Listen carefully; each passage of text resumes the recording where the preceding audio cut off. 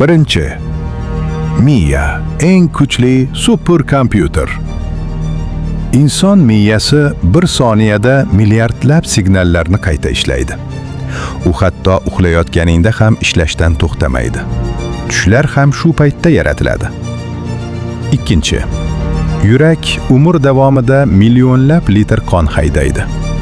Yurak bir kunda taxminan 100 ming marta uradi. Umr davomida esa u butun bir suzish havzasini to'ldiradigan qon miqdorini aylantirib chiqadi. Uchinchi. Tug'ilganda suyaklar ko'proq bo'ladi. Chaqaloqda taxminan 300 ta suyak bo'ladi. Katta bo'lganda esa 206 ta qoladi. Chunki ba'zilari birlashib ketadi.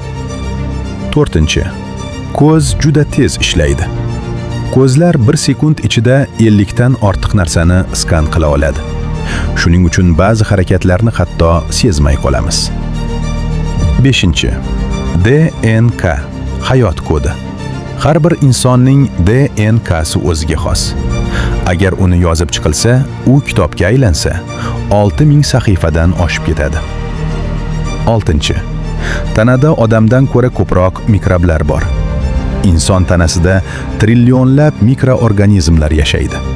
Ular ovqat hazm qilishdan tortib, immunitetgacha yordam beradi.